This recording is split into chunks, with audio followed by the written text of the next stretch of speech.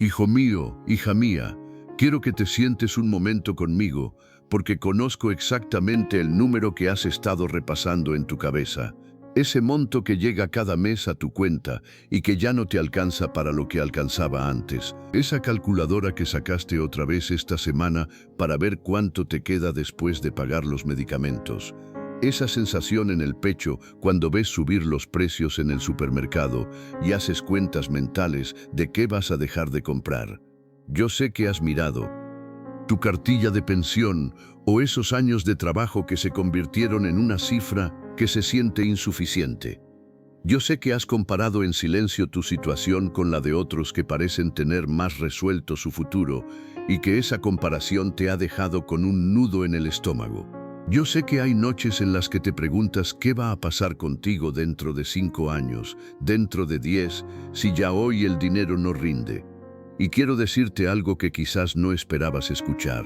Tu pensión no es la fuente de tu provisión, es solamente uno de los canales, y yo ya preparé, desde antes de que nacieras, lo que hoy te está faltando. No te lo voy a entregar necesariamente de la forma en que tú lo imaginas, ni siempre en la fecha exacta en que crees que lo necesitas, pero está preparado.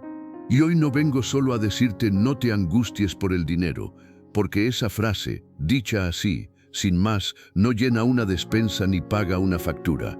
Vengo a mostrarte, con historias reales de personas que también sintieron que lo que tenían no alcanzaba, como yo abrí caminos que ellos ni siquiera podían imaginar.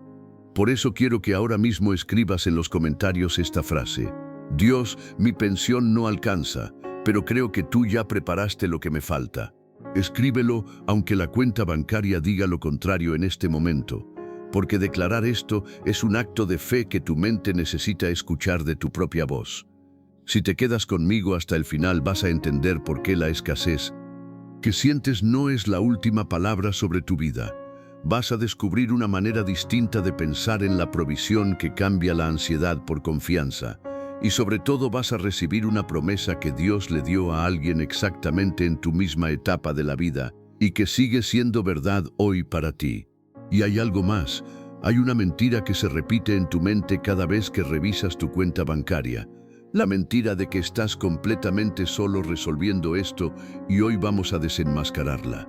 Si esta palabra ya te está tocando, suscríbete, porque aquí Dios le habla cada día a personas que enfrentan justo esta escasez.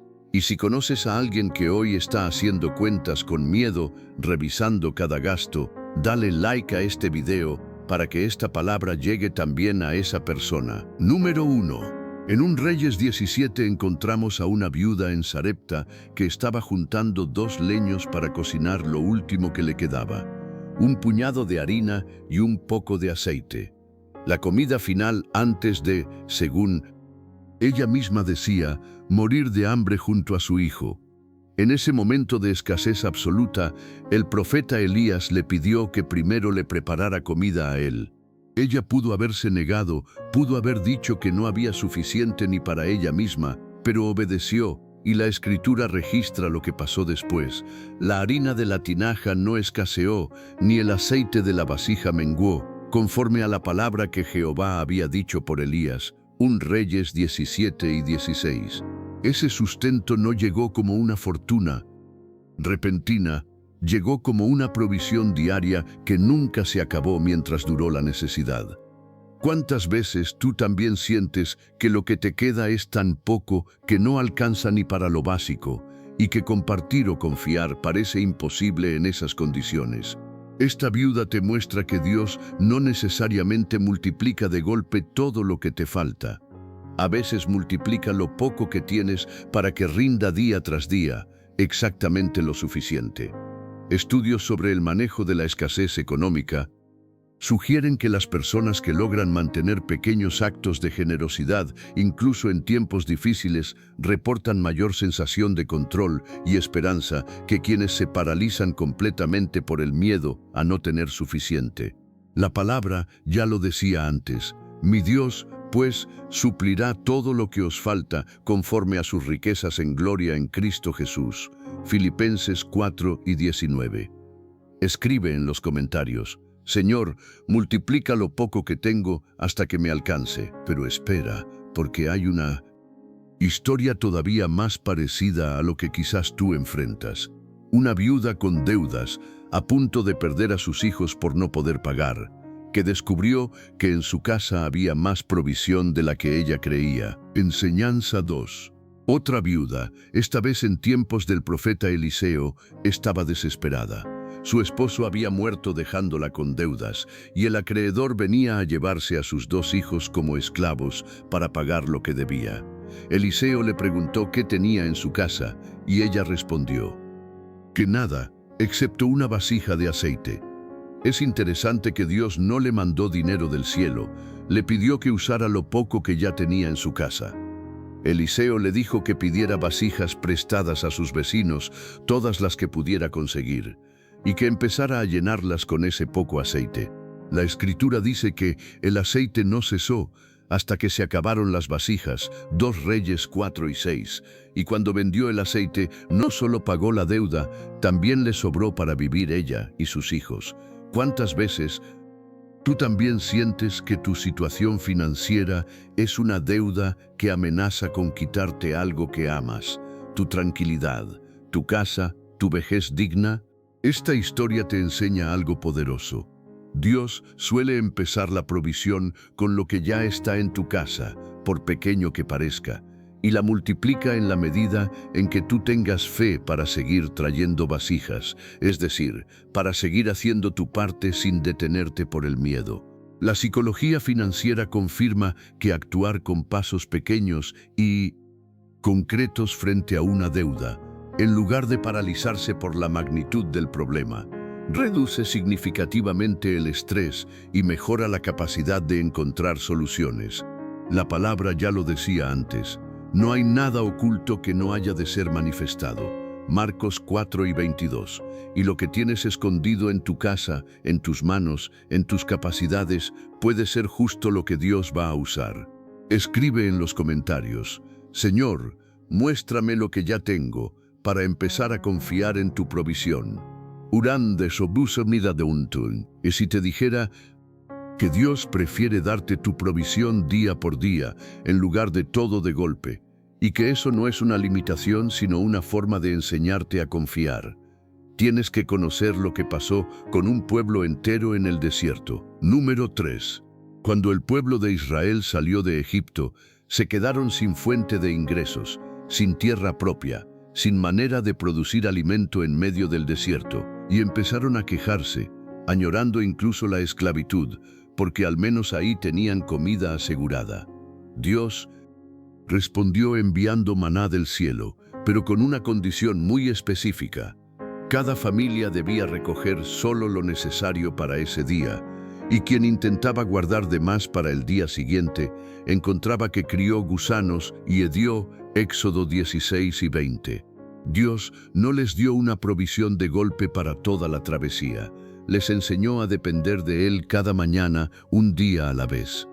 ¿Cuántas veces tú también quisieras tener de golpe la seguridad financiera de toda tu vejez resuelta, en lugar de tener que confiar mes a mes, pensión a pensión?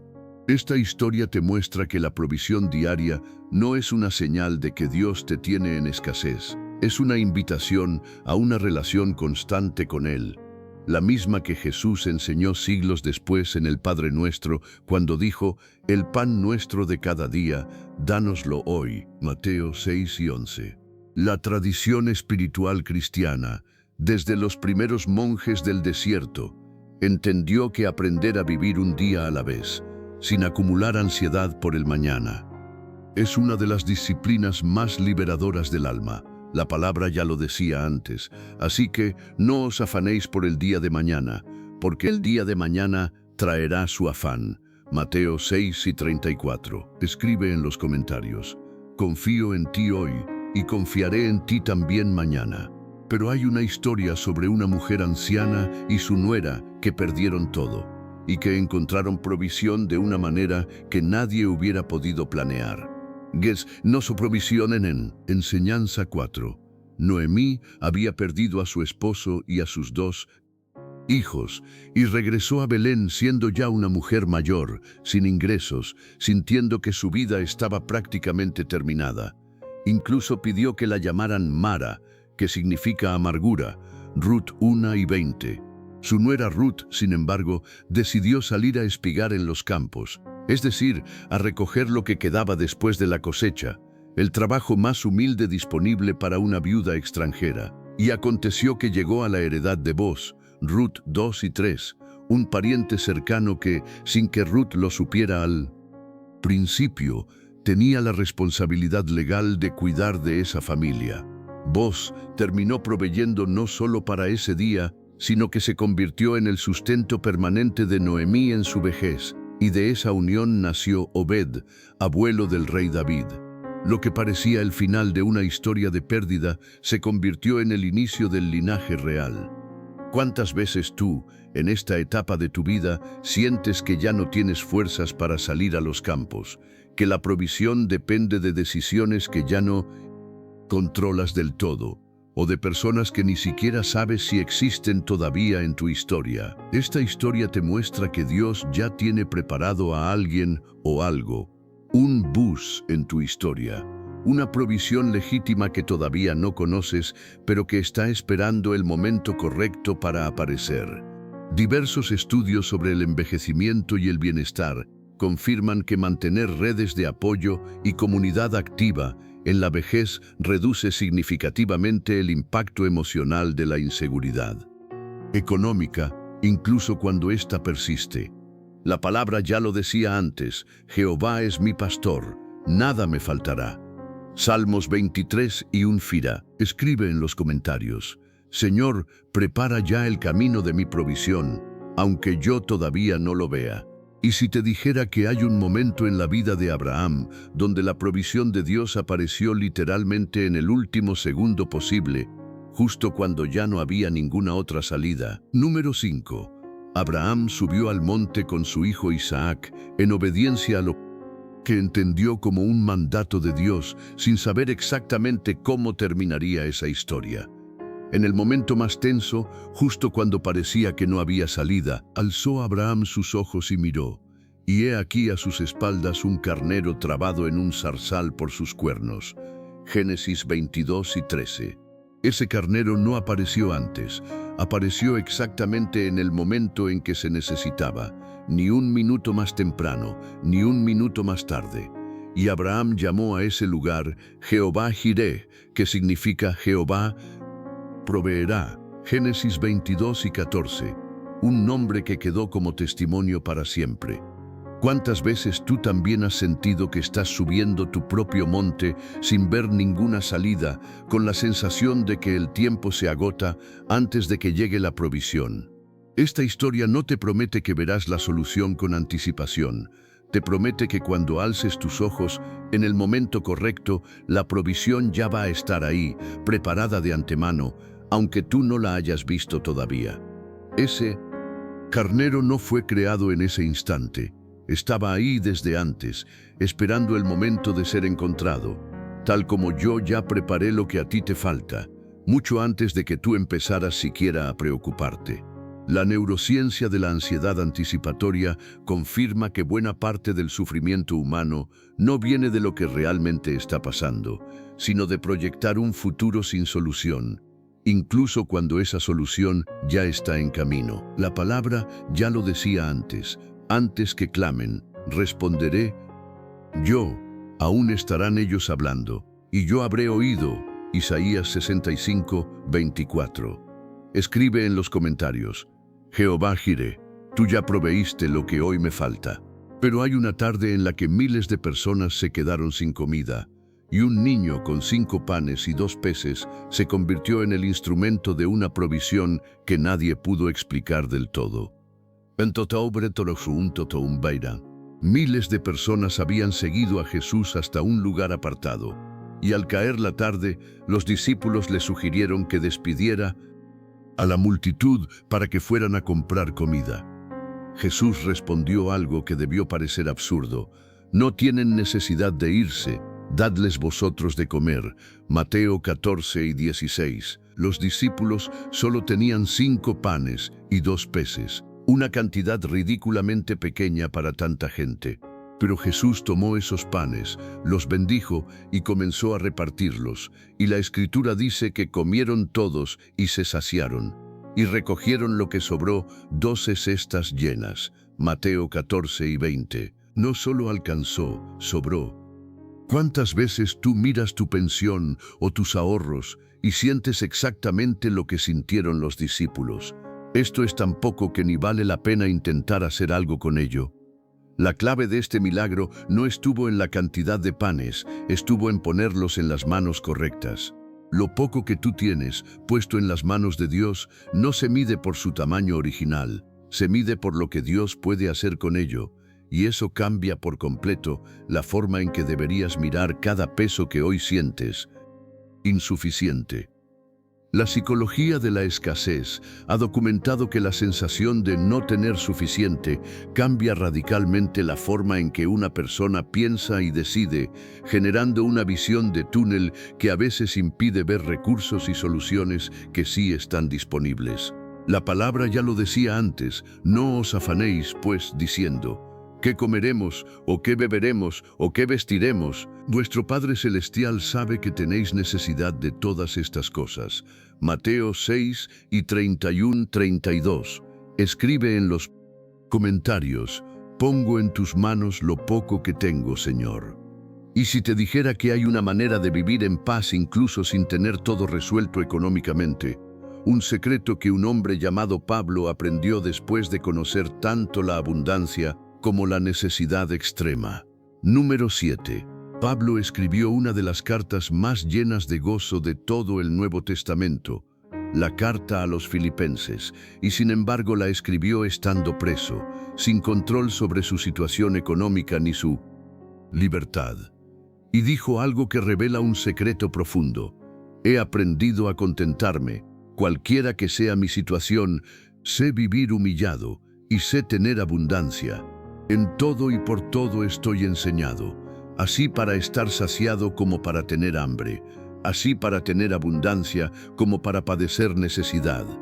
Filipenses 4 y 11-12. Esa palabra, aprendido, es clave. El contentamiento no fue automático para Pablo, fue algo que desarrolló con el tiempo, atravesando distintas temporadas de escasez y abundancia. Inmediatamente después añade la frase que se ha convertido en una de las más citadas de la Biblia: todo lo puedo en Cristo que me fortalece. Filipenses 4 y 13. Escrita no en un contexto de éxito, sino de necesidad material real. ¿Cuántas veces tú sientes que tu paz depende completamente de que el número en tu cuenta bancaria sea el correcto, y que si ese número no cambia, tú tampoco puedes estar en paz? Pablo te muestra que se puede tener paz genuina incluso mientras la situación financiera todavía no se resuelve, porque la paz no viene del monto, viene de la fuente.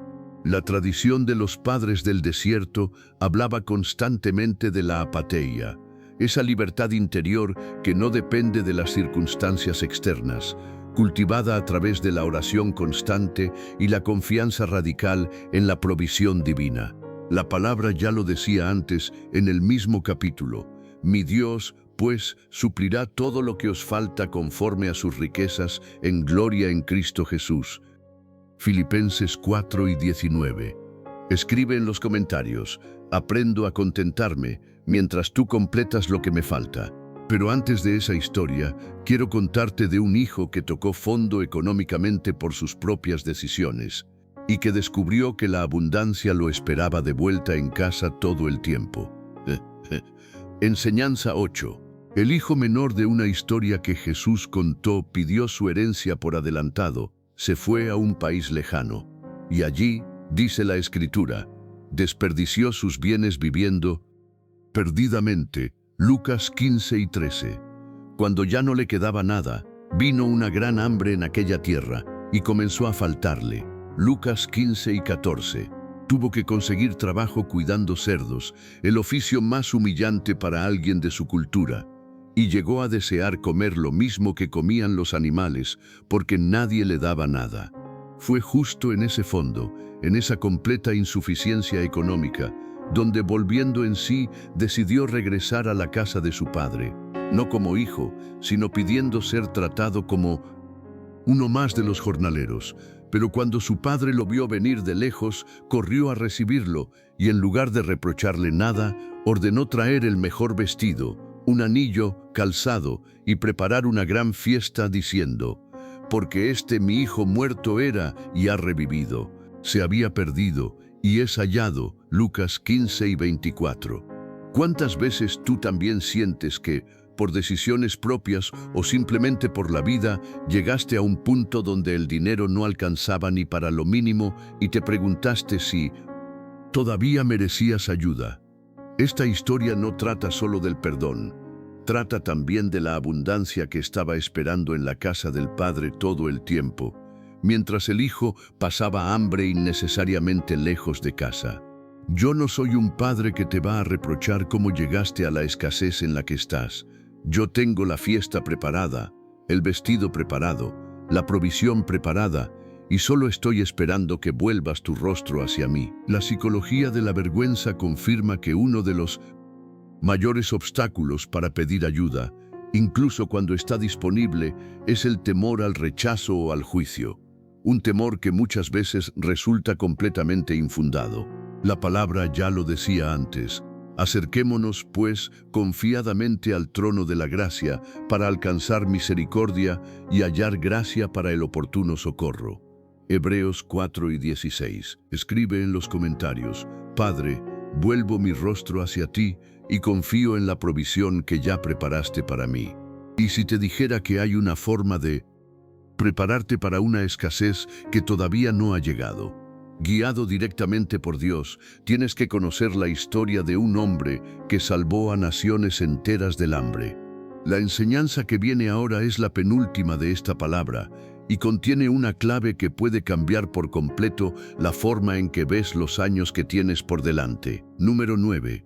Y quiero que la recibas con toda tu atención.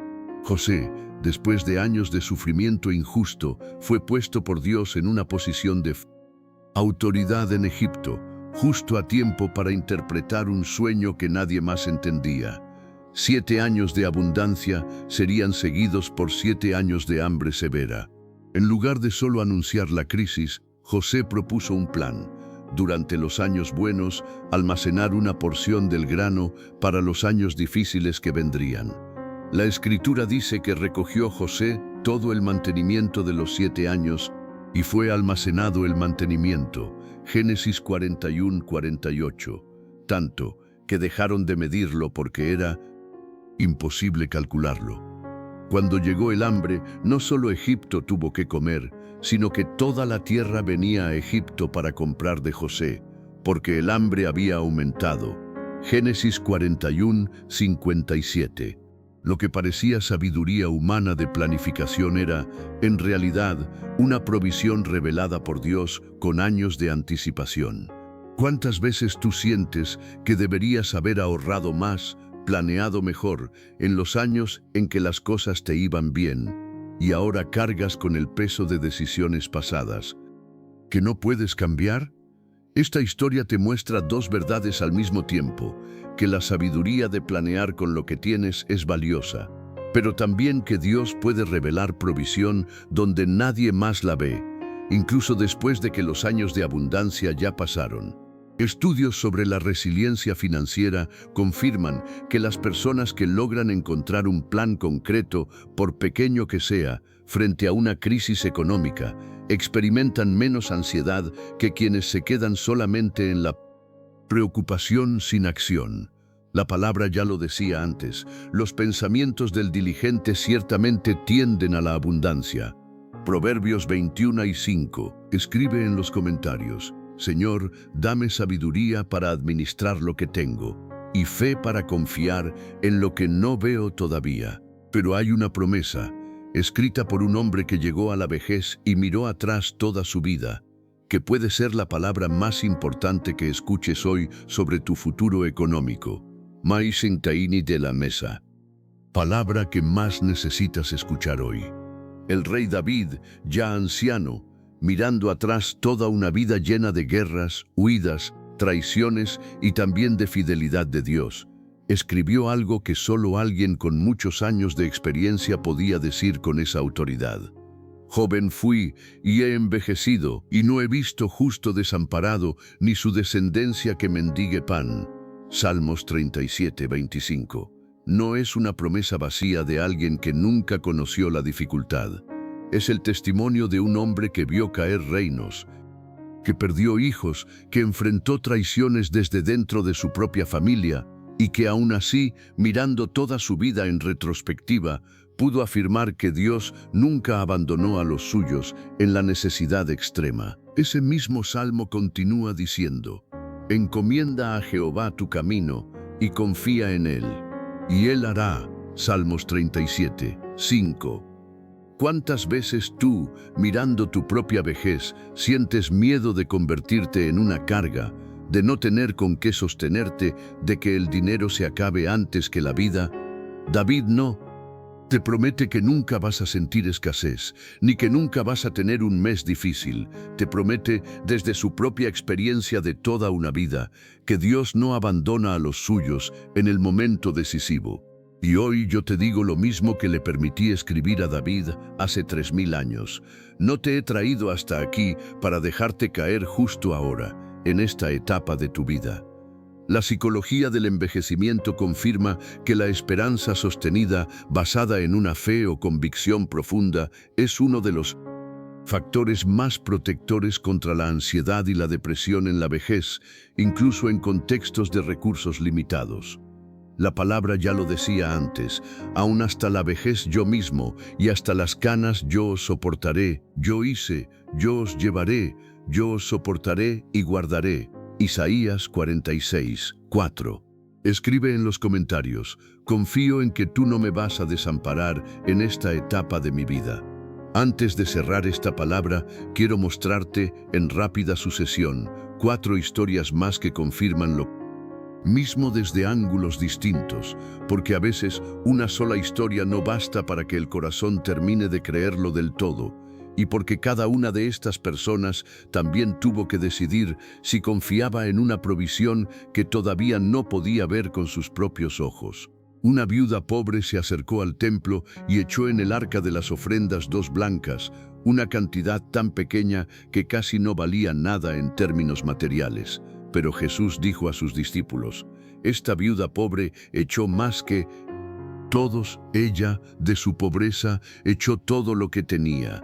Marcos 12:43-44. Dios no mide tu provisión, ni tu ofrenda ni tu fe, por la cantidad, sino por el corazón con el que la entregas y confías. El profeta Elías, en tiempos de una gran sequía, recibió una provisión completamente inesperada. Los cuervos le traían pan y carne por la mañana, y pan y carne por la tarde. Un Reyes 17:6, un método de provisión que nadie hubiera podido planear ni pedir, porque los cuervos ni siquiera son animales conocidos por compartir comida. A veces la provisión de Dios llega por canales tan inusuales que jamás se te hubieran ocurrido a ti mismo. Agar, expulsada al desierto con su hijo, había agotado toda el agua que llevaba y estaba convencida de que ambos iban a morir. Y en ese momento la Escritura dice que Dios le abrió los ojos y vio un pozo de agua. Génesis 21:19. Un pozo que probablemente ya estaba ahí, pero que ella no había podido ver hasta que Dios se lo mostró. Esa es exactamente la promesa de este video. Lo que te falta ya está preparado, muy cerca de ti. Solo falta que tus ojos se abran para verlo. Y cuando el pueblo de Israel salió de la esclavitud en Egipto, algo sorprendente sucedió. Jehová dio gracia al pueblo delante de los egipcios, y despojaron a los egipcios. Éxodo 12:36, recibiendo oro, plata y ropa de las mismas personas que antes los habían esclavizado. Dios puede traer tu provisión incluso de las fuentes más inesperadas, de lugares que hoy ni siquiera consideras como posibles, incluso de personas o instituciones de las que hoy no esperas absolutamente nada bueno. 4 historias, 4 provisiones distintas y la misma verdad sosteniéndolas a todas. Lo pequeño entregado con fe cuenta delante de Dios. La provisión puede llegar por canales que nunca imaginaste. Lo que necesitas puede estar ya delante de ti esperando que tus ojos se abran. Y Dios puede tocar corazones y circunstancias que hoy parecen completamente fuera de tu control, incluso las de personas que ni siquiera sospechan que van a ser parte de tu respuesta.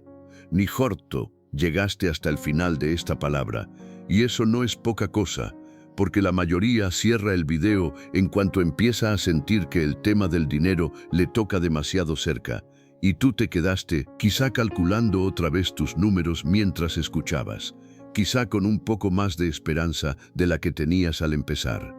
Eso dice algo importante de ti, que en medio de la incertidumbre sigues buscando de dónde sostenerte. Quiero que ahora, antes de irte, escribas una última vez en los comentarios esta declaración. Dios, mi pensión no alcanza por mis propias fuerzas, pero confío en que tú ya preparaste lo que me falta, y hoy decido no vivir con miedo. Compártelo con esa persona que sabes que también está preocupada por su vejez, por sus ahorros, por si el dinero le va a alcanzar. Hazlo por ella, porque hoy quizás está haciendo cuentas en silencio sin decírselo a nadie. Y suscríbete a este canal, porque aquí seguimos hablando cada día de las cosas que más ansiedad nos generan en silencio. No te vayas pensando que este fue un video más entre tantos.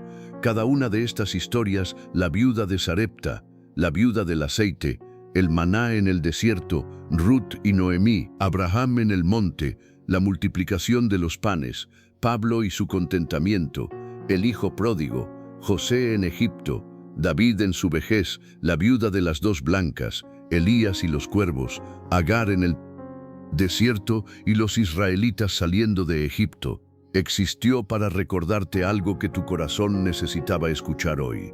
Que ninguna cifra, ninguna cuenta bancaria, ningún cálculo de pensión, ninguna edad está fuera del alcance de la provisión de Dios. Mahamdem Dinida, y ahora quiero orar por ti.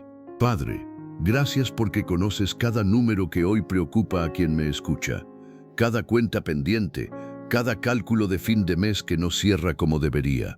Te pido que abras caminos de provisión que hoy ni siquiera podemos imaginar, que multipliques lo poco que hay en las manos de quien esto escucha, tal como multiplicaste el aceite y la harina de aquella viuda. Dale sabiduría para administrar cada recurso y dale paz para no vivir angustiado por lo que todavía no ha llegado. Sostén especialmente a quienes hoy enfrentan la vejez con temor económico, a quienes se sienten una carga para su familia, a quienes revisan una y otra vez sus cuentas sin encontrar alivio.